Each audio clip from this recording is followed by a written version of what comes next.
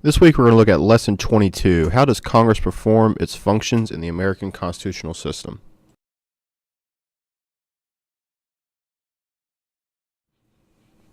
Essential question. How does Congress perform its functions in the American constitutional system?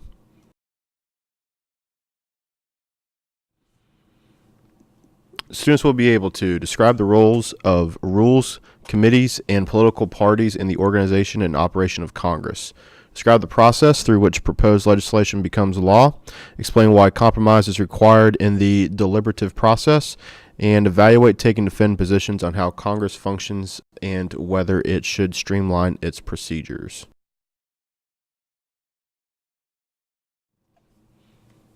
Florida standards. Analyze the structures, functions, and processes of the legislative branch as described in Article 1 of the Constitution.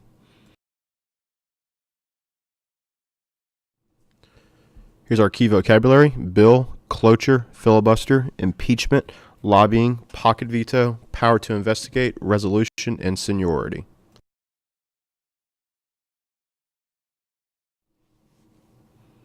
So let's take a look at how do committees and rules help Congress do its work. So the committees are a smaller group of congressmen or senators, and they kind of work with themselves on something that's very, very specific. So this is where most of the work of Congress is done, is in committee. Okay, committee size can range from 5 all the way up to 21 or more people of the House of Representatives or the Senate. The Constitution says little about how the House or Senate should function, but the Constitution states that each chamber may determine the rules of proceedings. So each House gets to determine their own rules, gets to determine basically how their own procedures kind of works and operates. So with the committees, probably the biggest one that you all need to know is going to be standing committees. These are permanent committees. Other types of committees are joint committees. That's when the House of Representatives and the Senate will get together to hammer out differences in a particular bill. There are subcommittees, which is more focused on a particular topic of a particular topic, if that kind of makes sense. And there are non-permanent committees that will do things like investigations, things of that nature.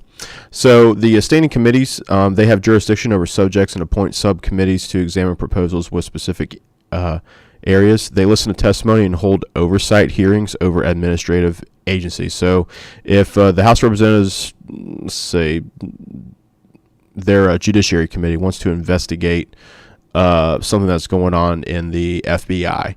Well, the FBI is part of the Department of Justice, so that committee, the Judiciary Committee, is going to investigate and ask questions of maybe some type of scandal that's going on in the FBI, something of that nature.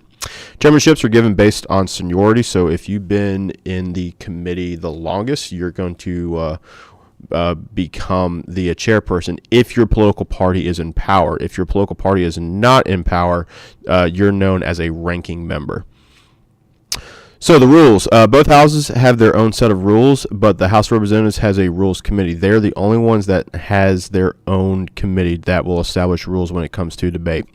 They specify the size of committees, specify draft legislation, and place limits for chairpersons of the committee, government structure of debate. So they get to determine the size, they get to determine the scope, they get to determine flow of debate. That's all what the Rules Committee is designed to do. The Senate doesn't have this. The Senate's more of a free-for-all. So the Senate can filibuster, which means that in the House of Representatives there's no speaking time, but in the Senate there is. The longest filibuster is held by Senator Strom Thurmond of South Carolina for 18 hours. So he did a speech, and he was filibustering a bill that would progress civil rights. This was back in the 50s. So for 18 hours straight, he did a speech and then talked whatever he wanted to talk about, and then he started to read from the phone book. Now, you might find that's a little ridiculous, but the filibuster is a tool used by the minority party in the Senate try to stall a vote. Okay, they're trying to. The theory is that, well, if I talk and talk and talk, people are going to get so tired of me, they're just going to get out and leave. And once they get out and leave, I'm going to call for a vote, or my party's going to call for a vote, and then we're going to defeat that particular bill. So that's the theory behind it. If you see filibusters every now and then. Rand Paul, Republican from Kentucky, a few years back, he did a filibuster for 12 hours. So they are normally not successful, but what it does is that it gives a minority party a voice to stand on. Now, the filibusters can be overridden, but the Senate needs to have 60% of the vote, and when it's overridden and the filibuster is ended, that's called cloture, and you had to get 60% of the vote for that to take place.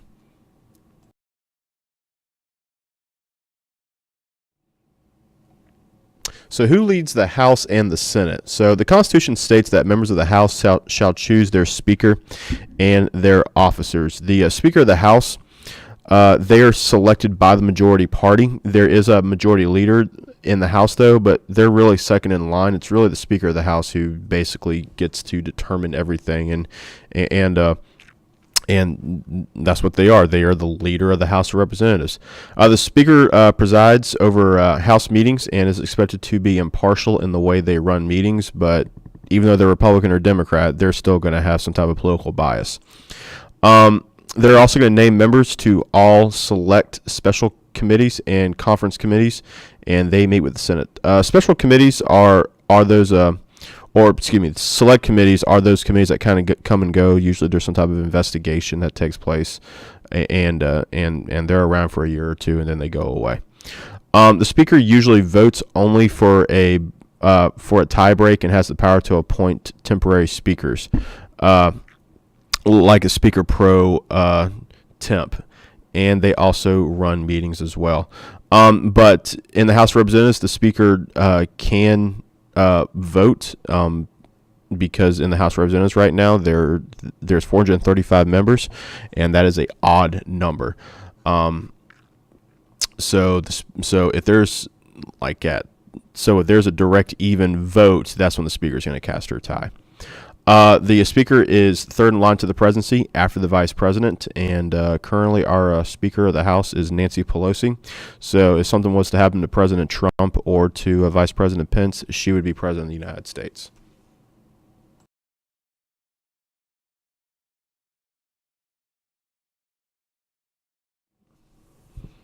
So who leads the Senate? So the presiding officer of the Senate is the President of the Senate. This is the Vice President of the United States. The Senate chooses a temporary presiding officer named the President pro tempore to run the meetings. I just call it President pro temp. That's what you'll hear most news anchors and what I'll say in class. The only power of the Vice President is to break ties. So the Vice President, he can come to the Senate whenever he wants to preside over debate. That's a right that he has under the Constitution. But when he's not around, that's what the President pro temp is going to do. But if there has to be a tiebreaker, that's when the Vice President is going to show up and vote to break the tie. The President pro temp does not have the same power or influence as a Speaker of the House. They are fourth in line to the presidency. The current Speaker pro temp, Speaker pro temp, President pro temp, his name is Chuck Grassley from Iowa. That's him on the right hand corner. But when it comes to the power of the Senate, the real power is with the Senate Majority Leader. He gets to determine what's placed on the calendar, what they want to debate next, etc. So really, he has a lot of the power.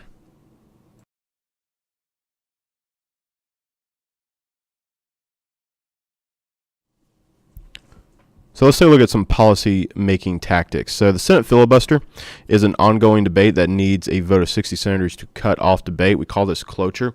And what the filibuster is designed to do is give the minority party a voice in the Senate. Log rolling is another tactic. Log rolling has, it's frowned upon. no one can be prosecuted for it or anything like that, but it's very, very frowned upon. So basically what it is that I'll vote for your legislation if you vote for my type of legislation. So what this does is that it builds coalitions. You have consensus building, and pork barrel deals are often result in agreement to pass. So what pork barrel is, you're going to probably see this on some future tests, is that grant money through what we call earmarks is going to be sent to congressional districts. And what that does is that creates a lot of revenue from the United States government to a particular district or state. So here's an example. Let's say that one congressman is trying to convince another congressman to vote for his bill, but the first congressman is kind of apprehensive, kind of like, I don't know if I want to vote for that. So what the congressman who's trying to get him to vote on his particular bill says, okay, well, we're going to add a rider, which is a bill within a bill, and we're going to start building a Air Force base in your particular district. So that's a huge investment. So what you're going to see at that point is a congressman saying, oh, I like that. That's going to bring a lot of jobs, a lot of revenue to my district. So he votes yes, and in return, he's able to go back to his district, take credit for what he just did, take credit for the military base that's going to be built there. And once all these jobs start coming in, that particular congressman is going to be reelected. So that's why log rolling and pork barrel is kind of iffy, because it's some people call it corruption, and I guess you could call it that. But if you talk to a congressman or senator, they're just going to say, well, that's just politics.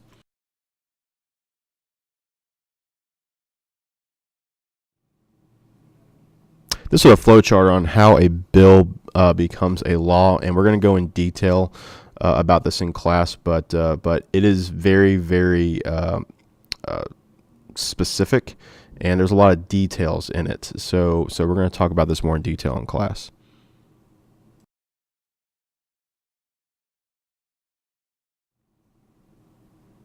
So where do members of Congress get ideas for legislation and information and dividing which bills? In deciding which bills to support? So the executive branch is going to try to help decide, or try to lay the roadmap for Congress through the State of the Union address and a recommendation of their consideration to Congress as well. So the president has a lot of power in trying to get Congress to go on a certain path to help out his agenda.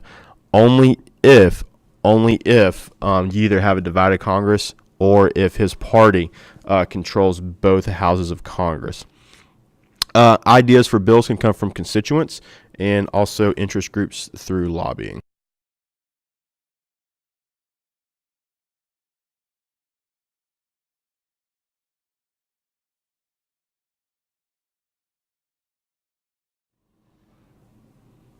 So how does Congress use its power to investigate? So besides passing bills, Congress has the power to investigate. So the purpose of investigations are to find facts on which to base legislation. Congress, if you're a congressman or senator, you are a policy generalist. The policy specifics are going to come from interest groups and also from those departments in the executive branch. And they're able to investigate to make the right decisions, hopefully make the right decisions. There's a lot of laws that are out there that make absolutely no sense, but hopefully they make the right decision whenever they pass a bill. Discovering or influencing public opinion, probing into questionable activities of public officials, and securing partisan political gain. You'll see some of this play out in divided government.